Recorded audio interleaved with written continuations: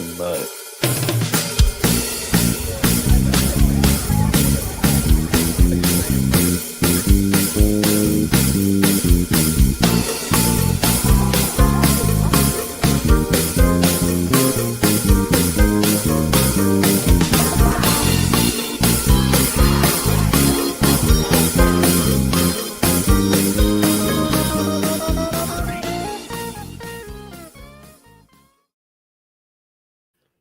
Hello. Welcome to Kernels of Truth, brought to you by Progress Kentucky. I am back, babies. So excited to be back. Had a few weeks off. Thanks to Annabel. Thanks to Kimberly. Thanks to everyone for holding it down while I was out exploring the national parks out west with my family and friends. I tell you what, if you have not been to the national parks, you have got to go check out the national parks. We did Yellowstone. We did Grand Teton. And then I did some time with Mount Rainier National Park as well. So really phenomenal. As the author Wallace Stegner said, America's best idea, bar none, was our national park. So go check them out. All right, but the Kentucky political news kept coming. So we have got more for you this week. We're going to cover a few important stories. We have got some political changes to key races that will be seen in the next 14 months. So we'll be covering some new candidates, I think. We're going to cover a big update in Andy Beshear versus Trump, one that I think is a really important one. And then we're going to be joined over the campaign corner by Elisa Owen, who is a Louisville-based clean energy organizer with the Kentucky Sierra Club chapter. We're going to be chatting about a decision in front of the Kentucky PSC about building more natural gas-fired power plants in the Commonwealth. Really what the public needs to know and do about that effort. So exciting show. Thanks for joining us. Before we jump into it, though, let's get a little, I don't know, pinky swear, everybody, right? We've got work to do. We all need to work hard to help create a more compassionate Commonwealth. We are sorely in need of significant political change in Kentucky. And to get that change, it's going to require a lot of work, right? For the next 14 months, we're going to be focused on flipping the Kentucky 6th district. And as well as some key state house seats that are within that 16 county congressional district. It's a big job. It's going to take volunteers. It's going to take time. It's going to take resources. That's money. We need your help. Please make a monthly contribution right now via our secure online website, Act Blue, to help turn Kentucky purple. Obviously, the 6th district is getting a lot of attention for a lot of reasons. One, it is going to be a open seat. Andy Garland Hale Barr the fourth, aka Andy Barr, is vacating that seat. He's held it for a long time to run for the Senate. A lot of folks are now circling to run for that seat. We'll talk a little bit about that later. But with that, it's a purple district that we think really has a shot of flipping, especially with a lot of folks who are concerned about what Trump's been doing in Washington, D.C. So really does line up for us well to play an important role. So that's what we're looking to do. We'd love your help to do it. So that's the plug. Consider it, if you will. You can head to Act Blue right now while you listen to the show. I'm sure you can multitask. We all multitask these days, right? But before we, before you do that, we're going to check in with our co-hosts. Let us know who you are, where you are, what are you protesting today? And you can share that as well wherever you are watching the show. Let us know where that is and what you're protesting. So I'm Aaron, coming to you from Lexington. My protest sign says support Blue Oval workers. If you missed that episode, a couple weeks back, we talked with a worker from Blue Oval SK just outside of E-Town, where they are organizing to be represented by the UAW in Ford's biggest battery factory in the country. Really great show, really great interview. Good job, Kim and Nima, on that one. So if you've missed it, go back and listen to it. But my sign says support Blue Oval workers. That vote is coming up quickly as to whether or not they're going to go ahead and align with the UAW. So let's check in with our co-host. Let's see who's here. Kim, are you there?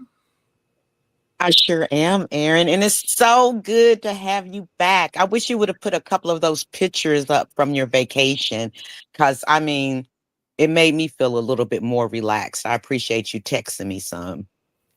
Yeah, I But don't think it's, I don't think it's the role of the host to make other people watch his, his vacation slides, right? But I'm glad you appreciate those, Kimberly. I did. Always send me pictures. They make my day. Awesome. Well, I'm coming to you live from Louisville, Kentucky. And next week I will be in Saudi Arabia. So I'll be coming to you live from Saudi next week. However, being here in Louisville, Kentucky, my protest sign says today what I think everybody is thinking. Don't let the insanity make you crazy. Mm. Meaning that we have a president that's walking the roof of the White House looking for Epstein files. Come on now, what is that? And we have a president that's throwing ketchup on the walls of the White House. What's up with that? Now the Department of Justice has made Louisville, Kentucky, which always been a sanctuary city. We are no longer a sanctuary city. It is so much going on, the insanity of it all. It takes a lot for us to stay sane. So, yes, don't let the insanity make you go crazy. Nice. That's my protest sign today. Back to you, Aaron. Love fresh. it. You look good. You look good, Aaron. You look fresh, relaxed. You looking good. Looking you. good. Look at you. All right. Well, I would return the favor, except for we don't get to see you, Kim. Where's your video? I had promises that it was going to be coming, but someday we'll see you again, I'm sure. All right. We do see right there with us, Dr. Clardy. How are you? Where are you coming from? Aaron, how are you? Coming to you from Murray, Kentucky. I did it. My protest sign is a little bit of a reflection of a protest thing I did the day before my birthday. My protest sign says, "See you later, alligator." What do I mean by that? Somehow the cruelty in Washington seems to be the point. And I did my own little bit of protest against this alligator Alcatraz business that Homeland Security and this administration is doing, rounding up people, putting them in makeshift prisons near dangerous reptiles. And I thought to myself, how best can I protest that? So I decided to go to a local restaurant, and try alligator tails for the first time. And that was my protest because A, I'd never done that before, and B, I wanted to make a public show of my angst against this particular policy. This is not who we are. Now, granted, we've been down this road before with Abu Ghraib, and we've done other things with the internment camps in the 40s and so forth, but this is 2025. This is the 21st century. This is the century of global integration. We should be better than that by now.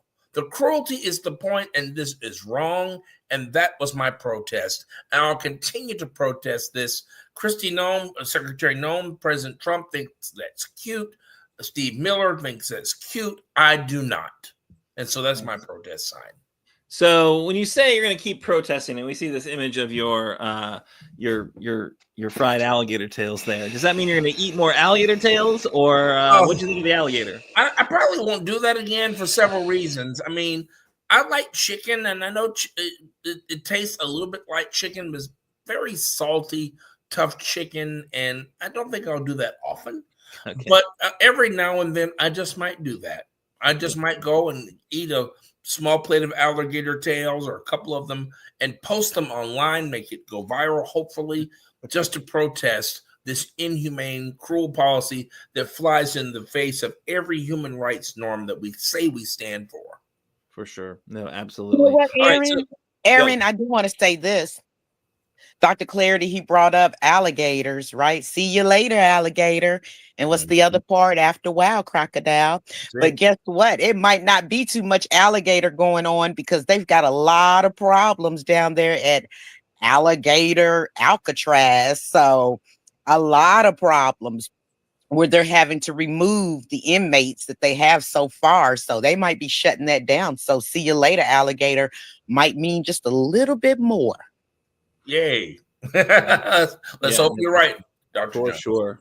All right, so let's jump into news of the week. We've got some great stories to cover. I think the first one is coming to us from Dr. Clardy. This is the biggest political catfight that I have seen since Carter versus Kennedy. We see an open break between Congressman Thomas Massie and this administration. A $2 million political action committee has been opened to take on Congressman Massie in 2026. It begs the question, where's this money coming from? Probably or not who you would think. This story comes to us from the Lexington Herald Leaders, Kentucky Politics Insider, and Bluegrass newsletter. Now, this is the story. A political action committee called MAGA Kentucky has spent well over $1 million running ads in Massie's northern Kentucky-centric 4th Congressional District in an attempt to erode his popularity among Republicans there. Now, from the recent FEC filings, we've learned that 3 Republican co-aligned billionaire donors are behind it. I think that Mark Felt was right. Follow the money. Hedge fund managers, Peter Singer and John Paulson, as well as a political action committee with ties to Miriam Adelson, the widow of the late Trump magna donor Sheldon Adelson. I remember him from the good bad old days with the Tea Party. They've contributed a total of $2 million to this PAC, which is being run by Trump insiders Chris Lavasita and a campaign co-worker to Trump's 2024 campaign, as well as Tony Fabrizio. Now, clearly, this is an effort to try to get Massie replaced with another Kentucky Republican. State Senator Andy Reid has been mentioned as a potential challenger. Now, perhaps the eventual Democratic nominee for that seat could possibly benefit from the mudslinging.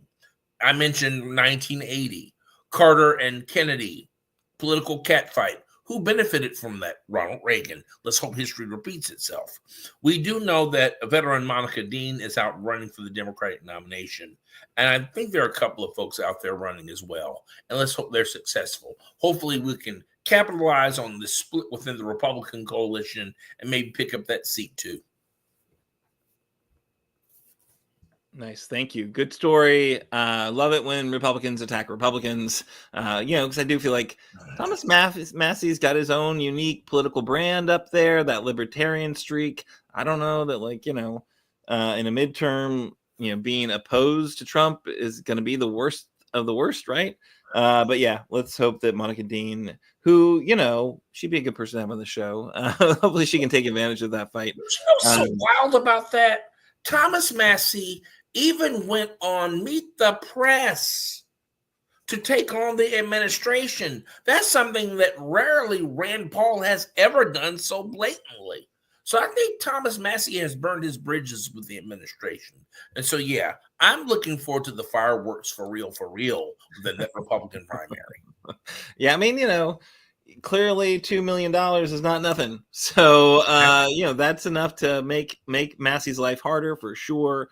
That's a Cook, I think, ranks it as solidly Republican district. So it'd be tough to sneak in there, but we'll see what happens. And, stranger things have happened for sure. All right. So let's move on. Next story, or unless Kim, you want to weigh in on Massie and his unique position in the Republican Party?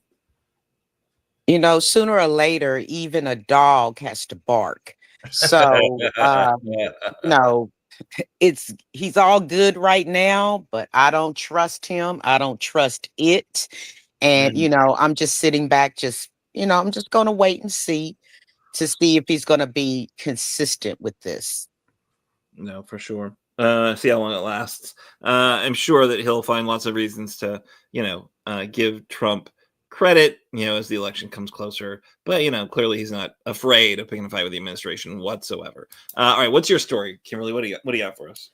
Well, federal races are still evolving here in the state of Kentucky, and we have two possible challengers on the Democratic side to Colonel Pamela Stevenson's Senate nomination so far. This story also comes to us from the Lexington Herald Leader, Colonel Pam, as she is affectionately called all around the state, who is the Kentucky House Minority Party floor leader. She's been on the campaign trail for quite some time, although apparently that trail hasn't come through kernels of truth yet, despite my best efforts. She has promised to be on the show to tell us some things like that. But in the meantime and in between time, a couple of new names have been floating around. One is Logan Forsythe. He's a personal injury attorney from Lyon County in Western Kentucky, now based in Lexington. He is a former a U.S. Secret Service agent, 36-year-old graduate from the University of Kentucky, and completed his legal training at Northern Kentucky University. He has also been the subject of speculation regarding his intentions for the office for weeks, although there was no response to a request for comment made through his law office. His firm, Morgan Collins, Yeast and Sailor, recently made a $25,000 donation to Governor Andy Beshear's personal political action committee called In This Together. Another name to watch is Joel Willett. He's a Louisville native and former CIA officer detailed to the White House Situation Room during Democratic, wonderful, great, wish we had him back, President Barack Obama's second term. Willett has written opinion pieces in Kentucky and Washington responding to President Donald Trump's comments about the intelligence community during his first term.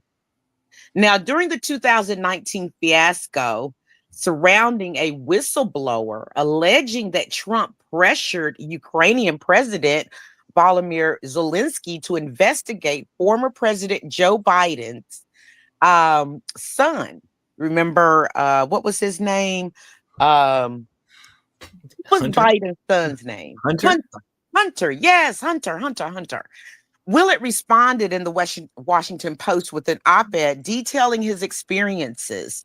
He had sharp words for Trump at the time. What's sadly becoming normal is Trump's willingness to attack any individual or institution that challenges his behavior as partisan or part of some deep state conspiracy. It has become this administration's reflex. And that is something that Willett has written in the past. The race could be heating up here at Progress Kentucky. We appreciate and support contested primaries. It makes it more exciting, gives you more choices, and gives you more democracy. It's always a helpful antidote to the threats of democracy that we see all around us on a daily basis underneath the regime that we are in at this point. Now, there's also some new Kentucky District 6 candidates. We mentioned Zach Dimbo last week. He's been in for just over a week and will work to get the military veteran and former federal prosecutor on the show soon. So that brings us to the Kentucky 6th District Democratic field up to 3 right now. A friend of the show and a personal friend of mine, I would like to say, Representative Sherilyn Stevenson, formerly Lexington City Council member David Kober, and Zach. I hear there may be one more candidate getting ready to jump in.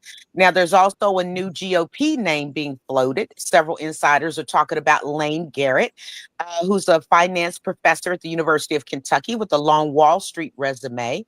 Garrett likely has access to significant dollars through connections at his own multi-billion. Oh, we lose you, Kimberly. Hello, Kimberly. Hello, can you hear me? Yes. I can hear you now. Can you hear me? Can you hear me? Okay. I don't know what was going on with that, but let me continue on. His multi-billion-dollar investment bank. Wow, we need another Wall Street shark, don't we? And that was more than a decade. And his last position in New York was as the head of U.S. regulatory venues and market structure for Bloomberg. He is also a University of Kentucky graduate who has served on the school's Gatton College of Business and Economic Finance Advisory Board since 2020. I wonder, did he do anything to help the DEI initiative? I wonder.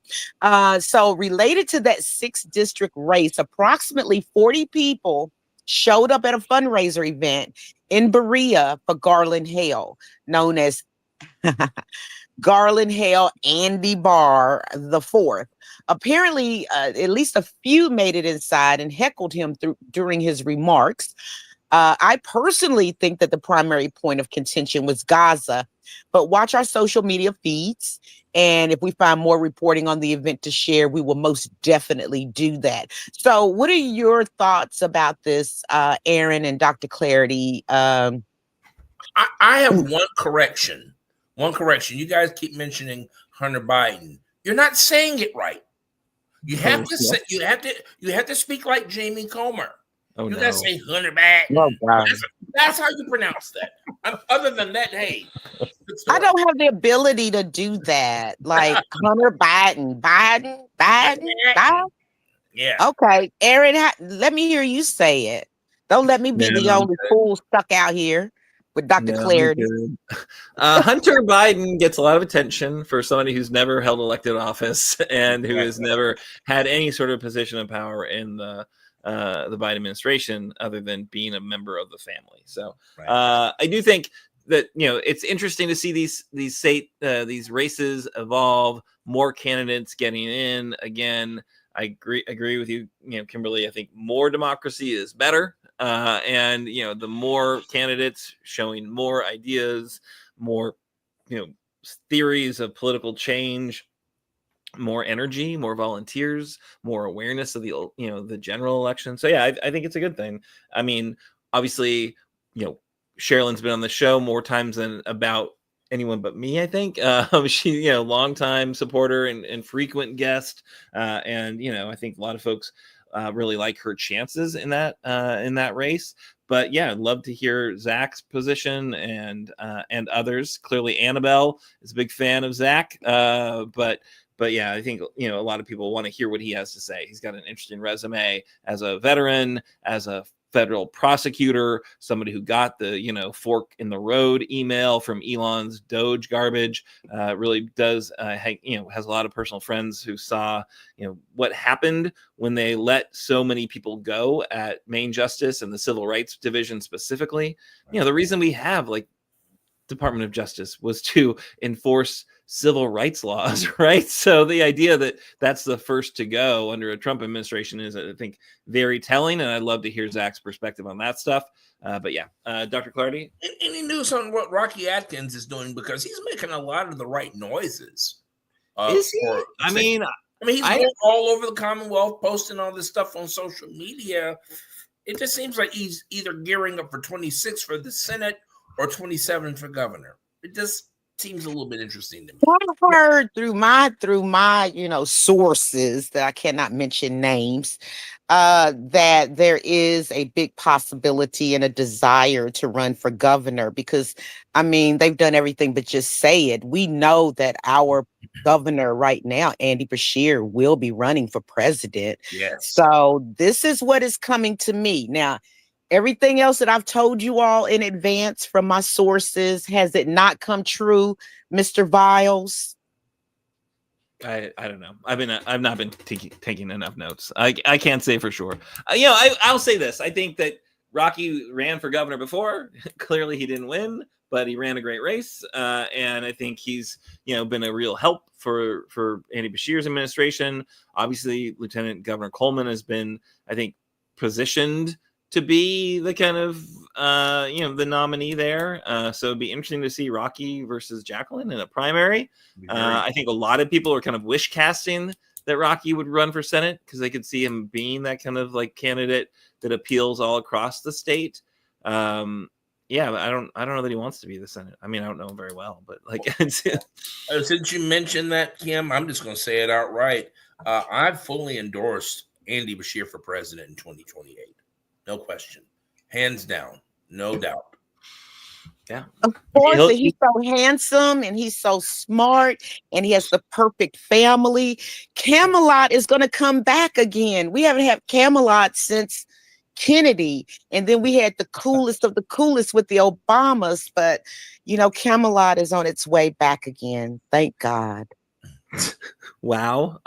We are a little far out to make these predictions, but yeah, go for it. Okay, Clearly what? I want you to eat somebody those really words. liked the Vogue photo shoot. I heard you guys talking about it, I think last week before. Lots going on about that Vogue photo shoot, really moving you guys in the right direction. But don't act like it did not impress you that they gave him such a big spread. That article was amazing. One of the best articles I have seen. And I am a fangirl. I'll say it. I'll confess my love tonight. I'm a fangirl of Andy Beshear, and he's Uncle Andy. He can come to the cookout and he can say, and he knows how to play spades. So, what else can you ask for? Wow. Yeah, no, none of this is news. We're trying to do a news show, Kimberly, and you have been a fangirl of Andy Beshear for a very long time. So this is not a new development. And I think we should move on to some of the news that Andy made this week. Can we do that? There it is. Yes, that was a great segue. Go ahead. All right. So Andy, really excited about this. Governor Beshear joined a lawsuit, an important lawsuit, to fight against EV, electric vehicle station funding freeze that the Trump administration moved forward. This comes to us from Spectrum News. And this is Kentucky joining, I think, the original 14 states, and a few states joined. So it's 20 states and the District of Columbia who are suing the Trump administration over its decision to freeze funding for a program helping to build out a nationwide network of electric vehicle charging stations. Our state was going to get over $32 million from the program to help build out the kind of minimum standard charging network so people can drive across the Commonwealth safely and securely and not worry about running out of energy without a charger close enough. I think Governor Beshear did this work because obviously we have these folks on I think 2 weeks ago, the folks from Blue Oval SK, the folks who I mentioned earlier who are trying to start a union at the Ford's biggest battery factory that's just outside of E-Town. That is a lot of good Kentucky jobs that should be better for sure. Hopefully they'll win that vote this month and they'll have a union and that they'll be able to get that bump in pay that the UAW has basically won for all of its workers.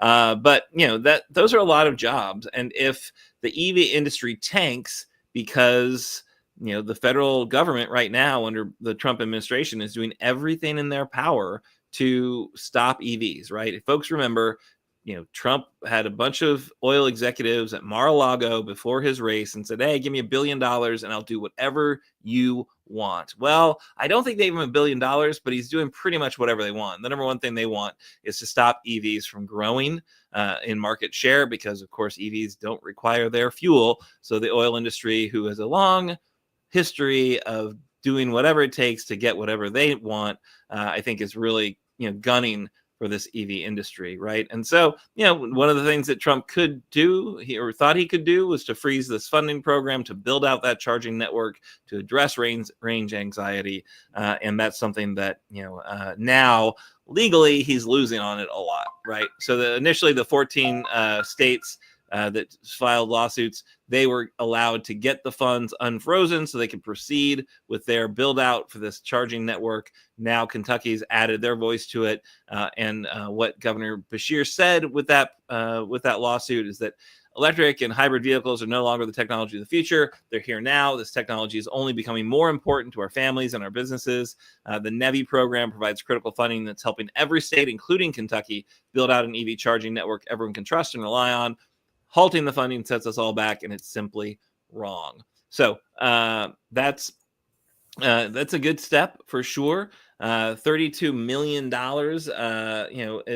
has been frozen because of the Trump administration. And this lawsuit seeks to unfreeze those dollars so they can continue to build out the chargers so everyone who wants one can buy an EV. On a related note, this is not necessarily a Kentucky story, but if you are a Kentucky car consumer, somebody who's thinking about buying a car, and if you were thinking about buying an EV, you should buy it by the end of next month, September 30th. That EV tax credit that had been augmented under the Biden administration, it ends forever under the Trump administration. So that's like $7,500 you can get off as a tax credit if you buy that vehicle by the end of next month. So again, if you're thinking about buying a new car, if you're thinking about buying an EV, do it quickly and save yourself some money. So I was glad to see that Governor Beshear did this, that he stood up for the kind of EV industry and stood against the Trump administration. What do you guys think? That's what I'm saying about Beshear. He's always standing up for us. And a lot of people that may listen to us, maybe for the first time, they might not be as savvy. It took me a while to know what EV meant. Electric vehicles, okay? For anybody that didn't know what EV means, it means electric vehicles. But sometimes I want to buy one, and I am in the market for a new vehicle. However, the cost of electricity is going up so high that, how much more is it going to cost me to charge my car up at nighttime?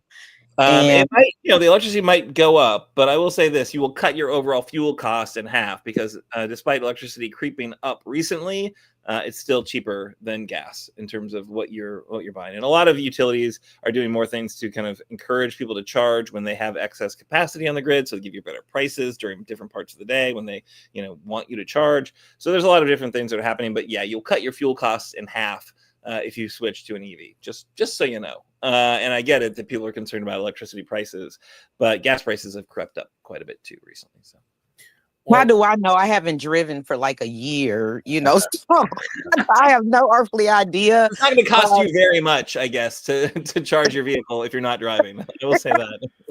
Right. It's just another example of the governor standing on principle. And I suspect that he's going to have ample opportunities these next 4 years to stand against this administration on issues of principle. It's an example of what this idea of federalism is all about, where you have state governors, where you have state legislatures and state governors who also share as a check on the absolute power of the central government. This is a great example of that, and I say good for you, Governor. Absolutely. All right, so now we're going to move into our campaign corner. Really excited to have with us this week a guest from the Sierra Club Kentucky chapter. That's Elisa Owen, who has been a longtime organizer in the space of kind of clean energy, fighting coal plants, fighting for cleaner energy, which is something that Kentucky desperately needs because we're incredibly behind in that race to bring on renewable energy to our commonwealth. Elisa is a member of the Kentuckians for Energy Democracy campaign. That's how we're connected to her. So welcome, and thank you so much for joining us. Thank you for having me. I really appreciate being able to be here with you. Awesome. Well, tell us a little bit about the Kentucky Sierra Club and kind of your work specifically. So the Kentucky Sierra Club is an organization that's been around for a long time. I'm not sure exactly in Kentucky, but I know that for nationally, it's been around about 150 years. And it is the oldest environmental organization going. And we do a lot of different things, but one of the things that make us a unique environmental organization is we have members, and the members are around to help us with our campaigns, but also just to get out and learn to enjoy nature. So there are chapters all over the state, and there's one in Louisville, there's a Bluegrass chapter, there's a Pennyroyal chapter, there's a Northern Kentucky chapter. So if you like to get out into nature or help get kids out into nature, the Sierra Club is your group, and you can find one. My work is specifically tied to energy in Kentucky.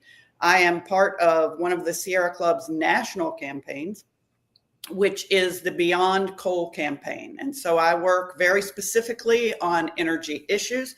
I have a background in energy, and so I'm very interested to see what happens beyond coal. I'm excited that I recognize coal's place in Kentucky's history. I'm really, really glad that a lot of people were able to put food on the table because of coal. And I think that for the 18th or the 19th and 20th centuries, coal kept the lights on, without a doubt. The issue is that human beings are innovative, and we've come up with sources of energy now that don't require us to jeopardize our health or the health of the interconnected system that keeps us alive and happy and fed and all of that great stuff. So what we are doing in the Beyond Coal campaign is we are saying we recognize coal's place in history, and that's where it needs to stay in history, because of the way that greenhouse gases are making it difficult for our climate to stay healthy. We need to move on to something else. No one would say innovation is a bad thing unless you are ideologically tied to coal. And in my view, for our children and for our grandchildren, we honor its past and we move to something better in the future, which is going to be zero fuel cost energy. Renewables do not have fuel. You don't pay for the sun. You just capture the energy that we already have in the sun. And you don't pay for wind. You capture the energy that comes naturally from the natural processes of the earth. So that's what we are pushing for here at the Sierra Club. We are asking the folks in our state to let go of the past and usher in a healthier future for all Kentuckians, especially those who live around those coal plants. That's awesome. I think Dr. Clardy, I think you had a question for Elisa. Yes, I do. Thank you, Aaron. And Elisa, thank you very much for being on our show and the work that you're doing. I served in the previous Beshear administration on a board dealing with renewable energy, environmental stewardship. And so that work is very important. Unfortunately, it got unplugged by the Bevin administration. And there's that, the end of that. My question for you is, what is going on with the Kentucky Public Service Commission? By that, I mean, news reports show that we're seeing major proposals for gas-fired power plants. You know, this cements Kentucky's place already in the renewable energy generation. What is Louisville Gas and Electric and Kentucky Utilities? What are they up to now? What's the future of that? Well, I'm not totally sure. I know that they claim that gas is the lowest cost energy source in their portfolio. I have a hard time believing that, since gas has volatile fuel costs, as does coal, whereas there are no fuel costs for renewable energy. I suspect it may have something to do with the fuel adjustment clause, which is something that the Public Service Commission has put into place that allows the utility to pass through directly its volatile costs in fuel to the customers, right? And without even going to the commission, because you don't have to go to the commission, because you'd have to go too often, because coal and gas goes like this. So I suspect that what they've managed to do is take the fuel out of the total cost accounting of energy. And what I would say to the PSC is, why don't we ask if they would think that the gas plants were the lowest cost energy solution if they were responsible for the volatility of the fuel price, right? Right. So we're really happy that you want gas, but guess what? You don't get to pass that cost on directly to customers anymore, whether you use coal or gas, because, as I said, we're innovative now. We've moved forward, and we've got less expensive energy sources. And so I'm really hopeful that the Public Service Commission will see to it that we deny their ask, which is, oh, it's so much money. It's like $2.8 billion. And that's for the gas plants without the transmission, interconnection costs, all that stuff. Thank you. Yeah. Dr. Jones, Cecil Jones, I think you got a question. I sure do. How are you doing, Miss Owen, tonight? I really appreciate you being here, and I have the honor of asking you a question tonight. I just really want to know, how should the public and people like all of us, we're ratepayers, view these particular proposals that have come out? So I think one of the problems that LG&E and KU have is they're a private investor-owned utility, and they've got competing incentives, right? One of their things they have to do is keep their shareholders happy, and that is they have a return on equity that the Public Service Commission guarantees. It's about 10.95%, which is higher than most of the utilities in the nation. I'm not sure why they have such a high return. You'll have to ask the Public Service Commission. But what I would say is they've got competing interests. And this particular case in front of the Public Service Commission right now is a certificate of public convenience and necessity. And LG&E KU have to get like a permission slip to build all the things they want to build. And the gas plants are just part of it. The other part of it is a coal scrubber that will allow them to keep their Ghent 2 coal burner online. And then the Attorney General, in all his glory, has made a settlement that's supposedly really good for ratepayers, except it keeps coal plants online longer, and that's the most expensive form of energy going. So I don't really understand why he thinks that it's good for ratepayers to keep those plants online. So what can people do? Well, first of all, you still have time before this case ends, probably late tomorrow night. That this case will be finished with the hearing part. You can go to the Kentucky Public Service Commission's website and say that you do not want to subsidize energy for data centers. This is a huge issue all around the country. Data centers are pretty much, they are banks of computers. They use unprecedented amounts of energy. Like some of the bigger ones use the energy of the small cities. And in fact, the 500 megawatt one that they're thinking about for Louisville is going to duplicate the load that all of KU and LG&E's customers have right now. So we're basically taking all the residential customers and saying, here's one data center, and that's going to be that much power, which is a whole lot of power. And guess what? Power is expensive. And so if we add this data center onto our load, onto the grid, our grid, LG&E KU's grid, because, you know, they're an investor-owned utility, vertically integrated, and we are captive customers. We cannot, unfortunately, yet choose our energy in this state. But I would say that all these free market politicians should think about letting us choose our energy so that we can go and get the energy we want, which is the lowest cost, right? Not the lowest cost for the utility, but the lowest cost for us, which is renewables.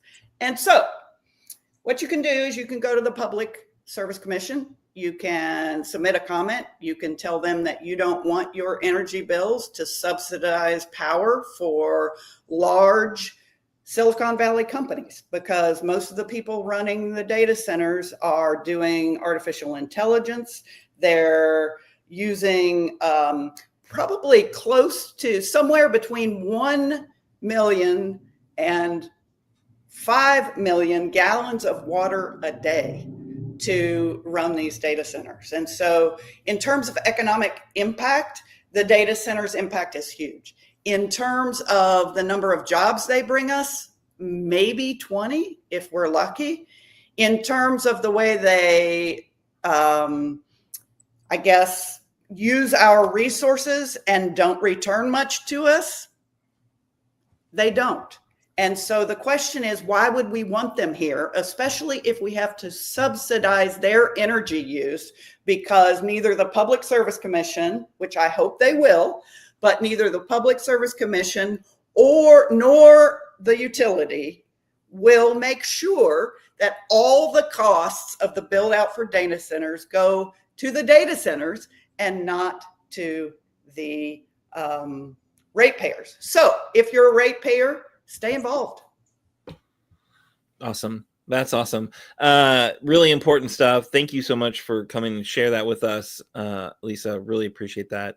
What is the makeup of the Public Service Commission these days? Like, how many folks are on it? Like, where do they come from? Who are these people that are going to be making this really important decision? So the commissioners are appointed by the governor. I believe that Governor Beshear has appointed 2, the newest one, Andrew Wood. And then also, I believe he appointed Angie Hatton, who is the chair of the Public Service Commission. I'm not sure about Mary Pat Regan. I'm not totally sure how to pronounce her name, but she is the 3rd commissioner. So the Public Service Commission is a board made up of 3 commissioners. The governor appoints, but the Kentucky Senate has to confirm. And so Mr. Wood, for example, is still waiting for his confirmation. The last person the governor appointed, the Senate did not even give that person a hearing. And so it just depends on whether or not the Senate will go ahead and do its job and confirm the people that the governor appoints. So these 3 commissioners have an executive director that kind of runs the Public Service Commission, and then they have a staff. And the staff does really good work trying to get the facts on these cases, asking questions. I was just at the hearing today, and I was there most of the day today, and the staff asked questions, the commissioner asked questions. Then there are legal teams, right? And those legal teams represent different interests in the state. The people that went ahead and signed off on the Attorney General's settlement, those people were the people that already agreed that coal needed to be our fuel source, right? So that was the Kentucky Coal Association. Duh. Then that was the Kentucky industry utility customers that went ahead and signed off on that settlement. And then unfortunately, I think our cities, the 2 biggest cities in the state that have climate goals that we're working toward, we did not have whatever the marching orders were. I'm not sure. You'll have to ask Mayor Greenberg and Lexington's mayor and the councils. But whatever the marching orders were, the cities decided not to oppose this ask by the utility, which was a total of $3.7 billion when they started. They decided not to oppose it because they wanted the economic development of data centers. So we need to hold our public officials accountable and ask why they decided to throw our climate goals under the bus. That's a really good point, for sure. Yeah. And, and a lot of these companies that, are creating data centers or would utilize these data centers, like, are companies that have climate goals as well, right? So Amazon and Google and others, like, they've got climate goals that they theoretically are committed to. Amazon's done a lot to, demonstrate their climate commitment. The electric vehicle delivery vans you can see all around, certainly Lexington. I don't know if they're in Louisville or not, but yeah, it's interesting to see how that all plays out, and especially in a state that they can't do enough for coal, right? I've never been in another state that had a license plate dedicated to coal. That these public service commissioners would be kind of willing to go along for a natural gas plant. Obviously, as we think about the costs, everyone knows that solar is, everyone who's paying attention knows that solar is the cheapest form of energy right now. And so, it doesn't really help us to lock into natural gas fuel demand for the foreseeable future when solar is available. And, we absolutely have lots of places we could put it. Lots of, old coal fields that are available for sure. So lots of going on in this space. We're actually going to have Bill McKibben on in 2 weeks on this show. So we'll kind of continue this conversation with more of a national and global lens. But I think because of Kentucky's, near dead last place in terms of renewable energy production, this is a state that really needs to, to pay more attention on this stuff. And I think more and more voters and activists need to engage in this space. So thank you so much, Elisa, giving us that opportunity to engage. We got the action alert posted. And any final thoughts you want to share with the viewers? I would just say that keep your eyes peeled to this space, because you can make a difference when it comes to what kind of energy that we have in this state. We had a full room on Monday morning, and we had 2.5 hours of public comments before we even started the hearing, and it changed the entire tone of the hearing. Don't give up, you guys. Come out. Come to the Public Service Commission on these cases and let your voices be heard. We need that. Yeah. So take action, get on their email list. They'll let you know about opportunities to engage and use your voice for sure. Awesome. Thanks so much. Well, good luck with this fight, and we'll be watching. Thanks. Appreciate it. Awesome. So wonderful to have Kentuckians for Energy Democracy, that coalition, join us, the Sierra Club organizers doing work with that coalition. So really fantastic. I think that's pretty much the show. We've got our call to action, which, Dr. Clardy, you want to take it over? I think we heard it from Elisa. Yeah. Listen, climate change is real. The existential threat to our environment is very, very real. This is an opportunity for Kentucky to step up. This is an opportunity for us to push renewables. You mentioned solar energy. That's one source. There's wind. There's biomass. There's biodiesel. There are all different types of things that we can invest in. And so we need to take action, send our comments to the state Senate, to the Public Service Commission, and to Louisville Gas and Electric, and so forth, and other key policy players. This is an area that Kentucky can really take the serious lead on in our nation, and for us to really step up. And so, in the words of the late, great Frederick Douglass, folks, agitate, agitate, agitate. Let's stay on this issue. Awesome. Cool. Kimberly, you ready to close us out? Yes, and I know that I agitate Aaron all the time. I just love it. But on a more serious note, before we close out tonight, I just sincerely, we're still sending out our deepest thoughts, positive transformations, and prayers to those victims of the Fort Stewart Army base this morning. 5 soldiers who helped to support this country in its keeping us safe were shot. All of them are doing okay at this point. They did catch the shooter. And when I saw his name, before I saw his face, Cornelius Radford, Sergeant Cornelius, I said, oh my God, I hope he's not black.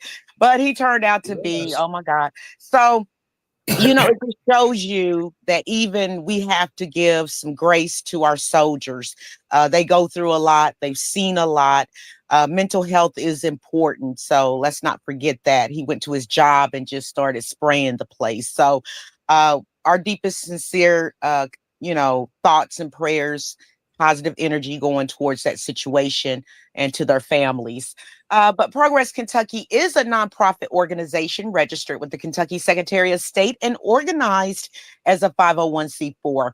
We are affiliated with the Indivisible Project and the Commonwealth Alliance Voter Engagement, known as CAVE. And we are also proud members of the Forward Kentucky Network, our great friend Bruce Maples over there. Progress Kentucky's goal is to educate, organize, increase voter turnout, and advance a progressive agenda through civic engagement. Please join us next week. I'm so excited. I was going to call out Aaron next week, but I got to be on the show next week. Oh my God. for our 223rd episode. We are thrilled. I am personally excited to be welcoming back to the show our friend, Kentucky Poet Laureate, Rural Kentucky's born and bred author, Silas House. Like, oh my God. Yes. That show is going to be off the chain. Do you hear me? Production of episode 222 was by our own Annabel Nagel. And, you know, Annabel, she always does such a great job. She and Parker, they are the real heroes here. Nate Orshan wrote and performed our theme song. You can find more information and music. Let's all say it together at natosongs.com. natosongs.com. And if you miss our weekly live stream on Facebook or YouTube, audio podcast and our show notes are always available on Apple, Google, Spotify, and just about wherever you get your podcast. And when you do listen to us, please leave us a 5-star review wherever you may listen. Tonight's show was great. I learned a lot. I'm like the infant when it comes to energy, but we had some experts on there, Aaron, you know, Miss Owens, and then we had, of course, Dr. Clardy. They understood everything. So I was just a student tonight, and I appreciate that, you guys. I just want to say thank you so much. So honored to be on here tonight with you guys. So honored to have our listeners and viewers join us each week. And you know what? We'll see you next week. Same channel, same bat time, and have a great rest of your week.